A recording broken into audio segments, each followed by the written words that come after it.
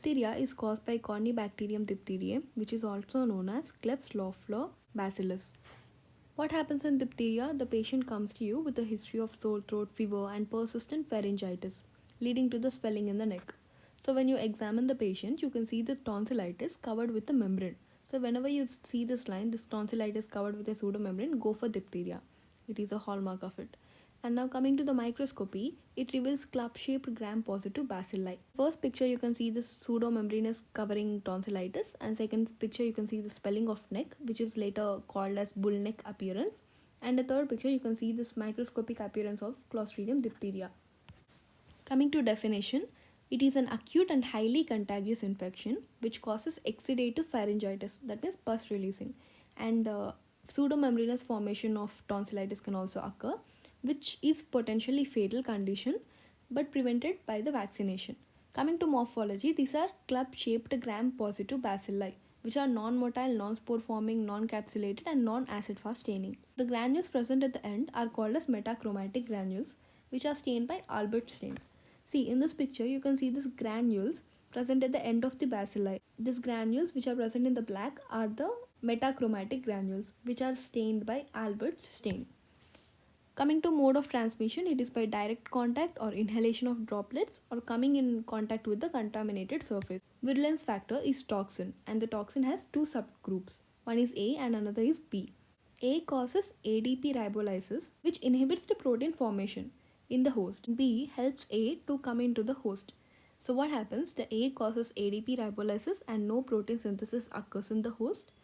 B facilitates the entry of A into the host.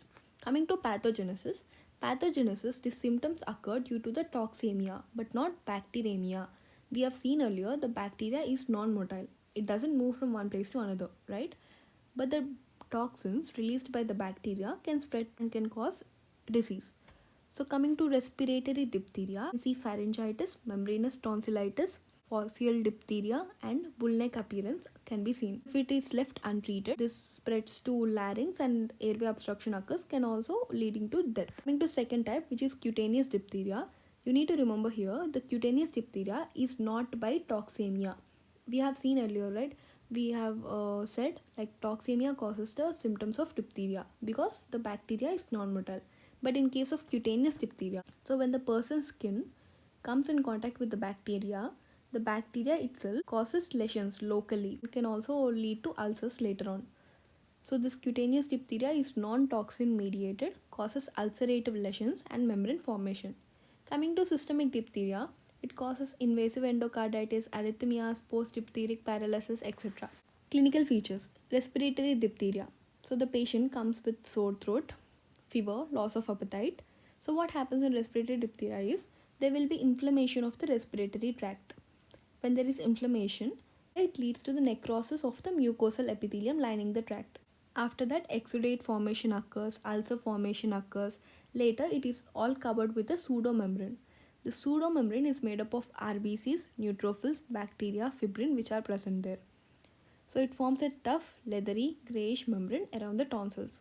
You can see in this picture, first picture, there is a tough, leathery, greyish membrane around the tonsils. It's made up of RBC, neutrophils, bacteria and fibrin. It's in the uvula. This is called phaseal diphtheria. This phaseal diphtheria, it is a pseudomembrane formation made up of RBC, neutrophils, bacteria, fibrin, and it forms a tough, leathery, greyish appearance. Pseudomembrane is so painful to touch and it bleeds on removal, unlike the true membrane. So what happens when you try to remove the membrane? It bleeds. And if the infection spreads from pharynx to larynx, there will be airway blockade occurs. It can lead to death. Bull neck appearance is also seen under respiratory diphtheria. It is due to the severe swelling of the neck, tonsillar swelling, edema, and fall breath is observed. Fall breath and stridor can also be seen. In cutaneous diphtheria, there will be ulcerative skin lesions, but it is not due to the toxemia. And systemic complications are seen.